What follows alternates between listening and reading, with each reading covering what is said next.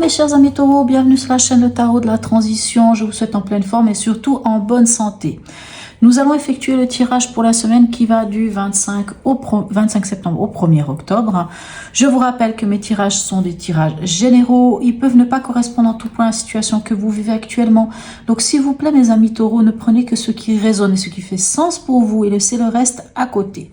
Je tiens à m'excuser pour la semaine passée, je n'ai pas mis de vidéo en ligne, mais j'étais au fond du lit avec une fièvre et surtout avec une toux vraiment pas possible. Donc j'ai tenté de commencer des vidéos, des tirages, mais non, c'était pas possible. Donc voilà, vraiment, je vous prie de m'excuser. Cette semaine, j'ai décidé d'utiliser l'oracle ici, l'oracle des Kitsune.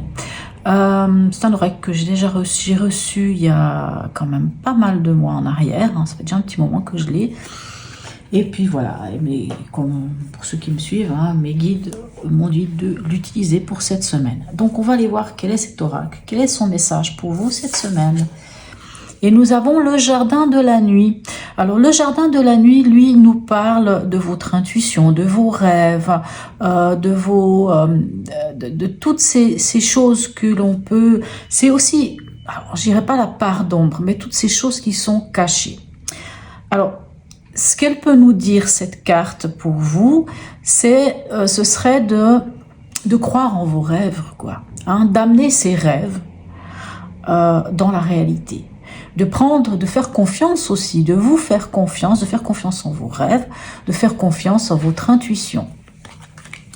Allez, on va aller voir ici votre état d'esprit en ce début de semaine.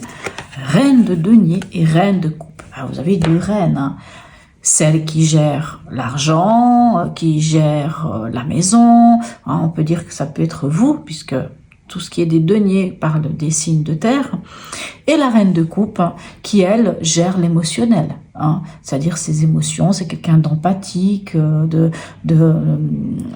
d'altruiste, voilà, un peu tout ça. Donc on peut imaginer que si dans votre état d'esprit, vous avez et la reine de coupe et la reine de denier, que vous soyez un homme ou une femme, ça n'a pas d'importance puisque ce sont des énergies. Donc ça veut dire que vous êtes vraiment dans un état d'esprit, j'aurais presque envie de dire de partage et surtout de capacité, de gérer ces deux domaines-là. Autant le côté pragmatique, d'être aussi très enraciné, parce que la reine de denier, c'est quelqu'un de très enraciné, et la reine de coupe, elle fera appel à son intuition, qu'on retrouve ici avec le jardin de la nuit. Allez, on va aller voir votre défi de la semaine. Quel est-il? On a le soleil et l'as d'épée. Alors, ces deux cartes dans le défi. Le soleil, c'est aussi une carte un peu d'accomplissement. C'est une carte d'être heureux, d'être joyeux, de prendre aussi la place dans laquelle on est. C'est une carte de plénitude. C'est aussi une carte qui nous dit qu'on met à jour quelque chose, puisque à la lumière du soleil, on peut bien imaginer qu'on voit plein de choses. Donc, c'est mettre à jour quelque chose. Et cet as d'épée, c'est la nouvelle idée, c'est la nouvelle manière de communiquer, c'est un peu la carte qui dirait Eureka. C'est aussi une carte qui peut nous parler de trancher, mais on est dans un as, donc c'est quelque chose de nouveau, c'est un renouveau. Donc ça va être peut-être le défi, ça va être de trouver des nouvelles idées, des nouvelles manières de communiquer, ça peut aussi peut-être mettre en lumière, alors je dirais pas ici qu'il y a de problématique, mais peut-être de mettre en lumière vos rêves, de mettre en lumière votre intuition, de mettre en lumière quelque chose et de pouvoir, grâce à cet as d'épée, aller vers cette impulsion, cette nouvelle possibilité d'aborder les choses. Au niveau émotionnel et ou sentimental, nous avons le chariot et la force, deux arcanes majeurs. Vous avez deux arcanes majeurs, c'est incroyable, c'est extraordinaire. Pour moi, émotionnellement, vous êtes bien parce que vous avancez. Et vous avancez en vous connaissant avec le chariot. La connaissance, le jardin de la nuit, c'est aussi ça. C'est aussi cette connaissance que l'on a de soi. Le jardin de la nuit pourrait ressembler un petit peu à à la lune aussi, hein. C'est-à-dire vraiment quand on a connaissance de soi, de notre part d'ombre, de notre part de lumière, hein. Dans le chariot, c'est ça, on a la connaissance et de l'un et de l'autre de soi et on peut avancer. Vraiment. Donc on avance et on avance vers la victoire avec ce chariot. Et la force dit que non seulement vous avancez vers la victoire, mais en plus en équilibre, en harmonie, en étant vraiment, en ayant la force de. Donc vous êtes plutôt pas mal émotionnellement. En tout cas, vous y allez. Alors, s'il s'agit au niveau relationnel, moi j'ai envie de dire que vous avancez aussi vers une personne où en tout cas vous êtes bien, vous êtes en bonne communication, en équilibre. Parce que la force, c'est ça aussi, hein, c'est l'équilibre. Hein. C'est aussi ce qu'on appelle la force tranquille. Hein. La force, ce n'est pas c'est pas le lion qui rugit, c'est celui qui reste là et dans sa posture peut aussi impressionner. Au niveau pragmatique, qu'est-ce qu'on a pour vous? On a le page de denier et le 7 de bâton. Alors là, peut-être que vous avez... alors le page de denier, le page ou le valet, c'est un peu le jeune apprenti, hein, c'est le début de quelque chose. On voit d'ailleurs sur cette carte, il a découvert, il a mis le doigt, ou elle a mis, puisque apparemment c'est une femme, a mis le doigt sur une manière concrète de voir les choses.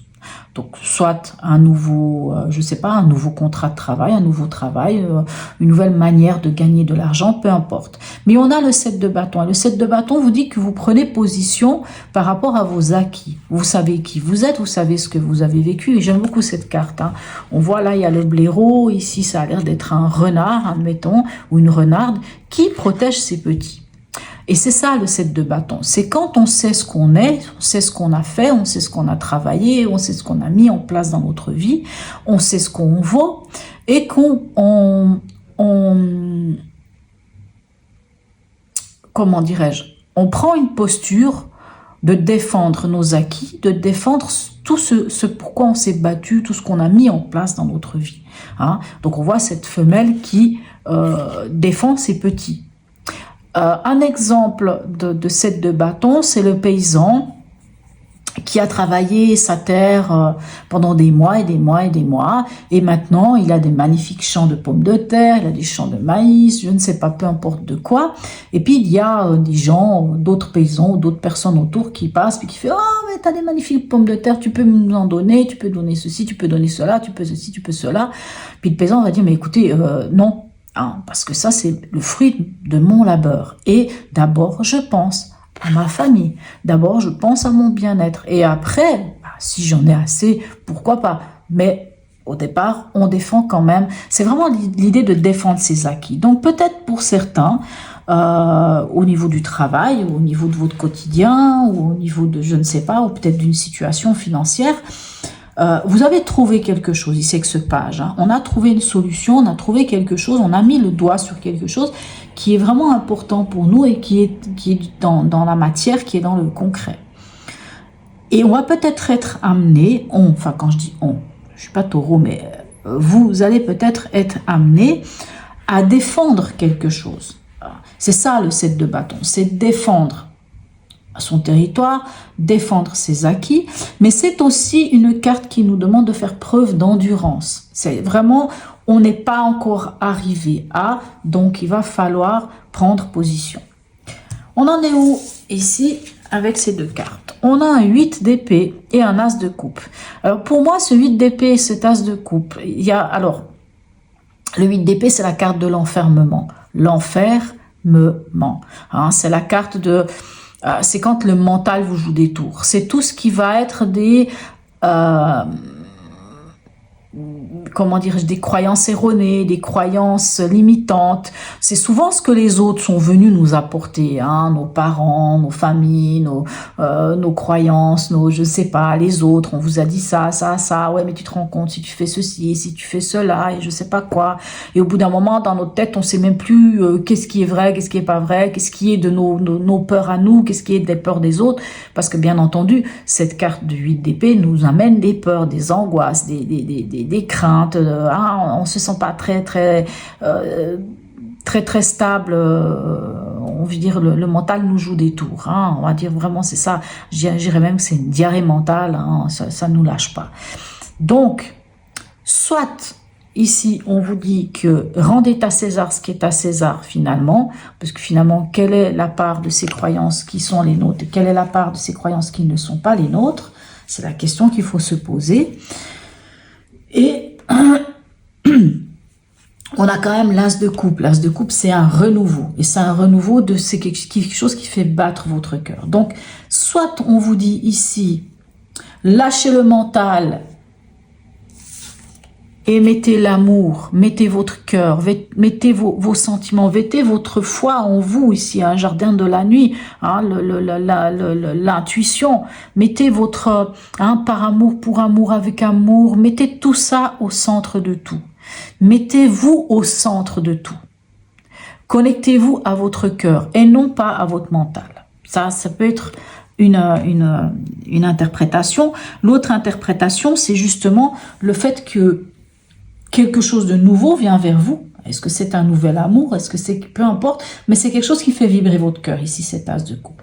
Et le fait d'avoir ce renouveau, on l'a ici aussi avec l'as d'épée, d'avoir ce renouveau qu'on peut aussi retrouver avec le page, parce que c'est aussi quelque chose de nouveau, hein, c'est aussi quelque chose de nouveau qui vient vers vous. Quand on a ce renouveau qui vient vers soi, ça nous permet de lâcher le mental, de lâcher ses croyances limitantes, ça nous permet de nous mettre au centre, non pas de l'enfermement, mais au centre de toute chose et au centre de l'amour, en fait. Hein, quand je parle d'amour, c'est pas forcément l'amour envers l'autre. Ça peut être le cas ici. Hein, on voit quand même avec le chariot et la force, on peut rencontrer quelqu'un ou on peut avoir quelqu'un dans notre entourage avec lequel on est bien, hein, tout simplement. Hein, il y a vraiment une belle possibilité de rencontre.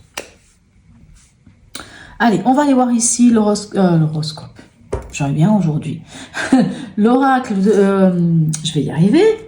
L'oracle d'Hildegarde, quel est son message? Bah écoutez, on a la 17, c'est la foi, c'est la croyance, c'est l'espoir, c'est une des plus belles cartes pour moi du tarot. Je me connecte à ma lumière intérieure afin qu'elle rayonne en moi et autour de moi. Votre lumière intérieure, vous le retrouvez dans votre jardin de nuit, dans vos rêves, dans votre foi, dans votre intuition, dans tout ça. Dernier message ici du portail de l'intuition. Les portes de l'intuition, pardon. La logique. Envisagez votre difficulté sous un nouvel angle. Irrationnel cette fois, et la solution apparaîtra.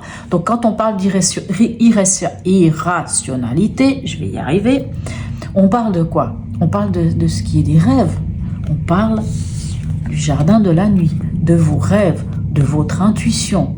Donc, il faut prendre les choses autrement. Alors, bien sûr, vous êtes un signe de terre. Donc, un signe de terre, qui dit signe de terre, dit un signe pragmatique, un signe ancré.